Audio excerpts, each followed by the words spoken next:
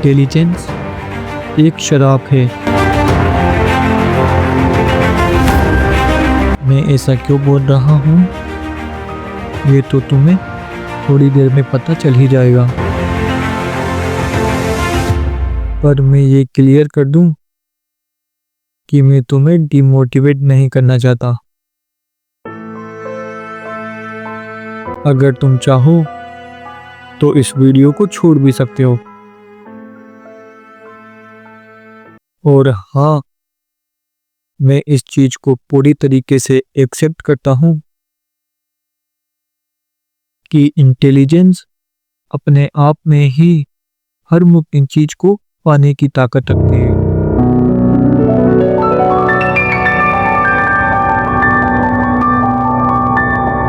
पर इस वीडियो में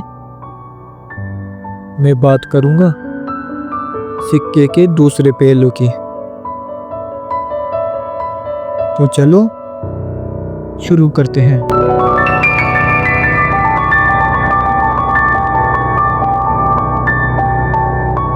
हर चीज की एक प्राइस होती है, एक कीमत होती है,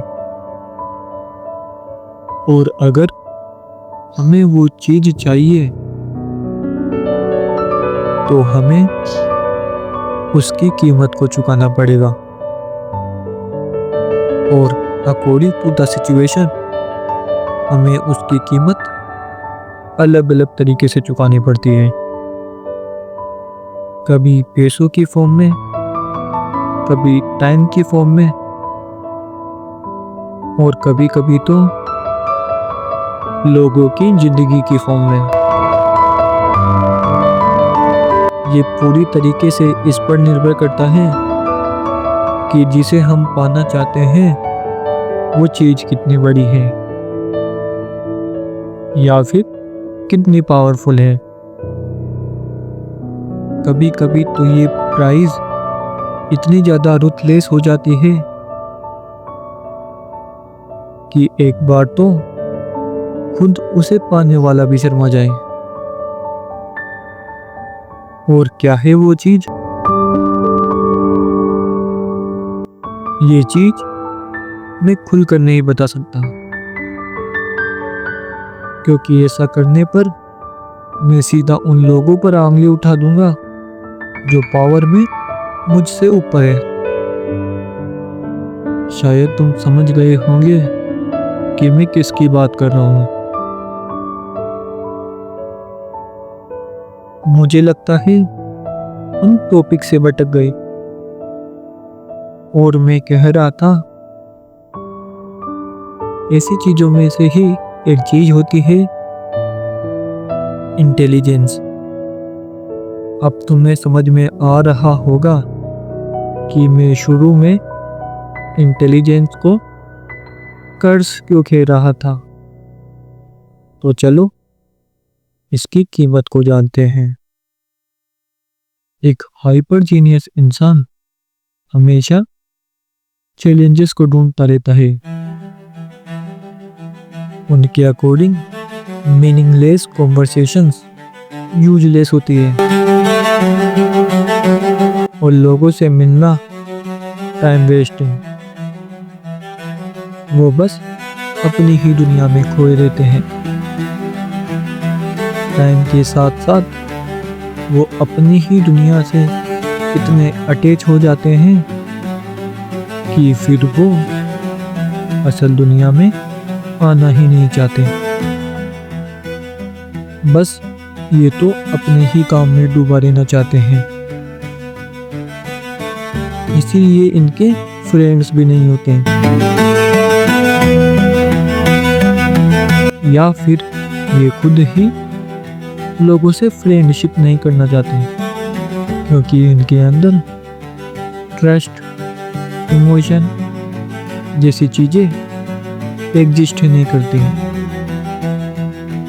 इनका अधिकतर टाइम लोगों की ट्रू इंटेंशन को जानने में, उनकी डीपर लेवल तक पहुंचने में और ऑब्जर्व करने में ही चला जाता है। ये ऑटोमेटिकली लोगों की डार्केस्ट लेयर को देख पाते हैं और इसीलिए ये रिलेशनशिप जैसी चीज़ों पर बिलीव नहीं करते।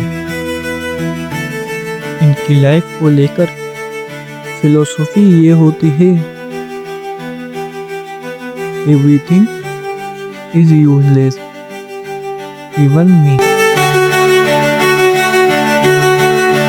ये फिलोसफी बहुत ज़्यादा नाहिलिज्म को टच करती है और इन्हें नाहिलिस्ट भी कह सकते हैं। इनके मुताबिक हर चीज एक हिडन एजेंडा के कारण एग्जिस्ट करती है। ये हमेशा हर चीज को क्वेश्चन करके खुद ही उसका आंसर ढूंढते रहते हैं और एक थिंकिंग पैराडॉक्स में फंसकर रह जाते हैं। ये सभी चीजें इन्हें एक जीनियस तो बनाती है और ये अपने ही वर्ल्ड में सिमट कर रह जाते हैं, बिल्कुल अकेले। इनकी पूरी लाइफ लॉजिक से चलती है और लॉजिक पर ही खत्म हो जाती है। ना तो ये खुलकर जी पाते हैं और ना ही जिंदगी में न्यू एक्सपीरियंस ले पाते हैं, पर इन्हें इस बात से कोई फर्क नहीं पड़ता। इन्हें तो मतलब है अपने काम को परफेक्शन के साथ करने से। ये अपनी लाइफ में लोनलीनेस का एहसास तक करते हैं जब ये अपने पर्पस को पूरी तरीके से पा लेते हैं और इनके पास करने के लिए कुछ नहीं होता, क्योंकि इनको अल्टीमेट गोल से नहीं बल्कि अपने काम में डूबा रहने से खुशी मिलती है। और साइकोलॉजी में इसे इंटेलिजेंस लोनलीनेस पैराडॉक्स कहते हैं। पर पर्सनली मेरी माने तो मुझे तो इंटेलिजेंस चाहिए, फिर चाहे उसकी कीमत कुछ भी हो।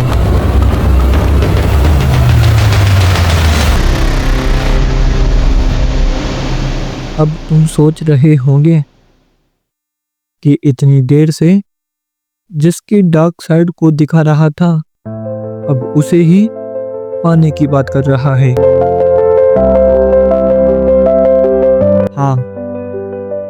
हाँ, मैं ऐसा ही हूँ, क्योंकि जब तुम एक बार किसी चीज को पाना चाहते हो तो उसके आगे सब कुछ फीका लगने लगता है।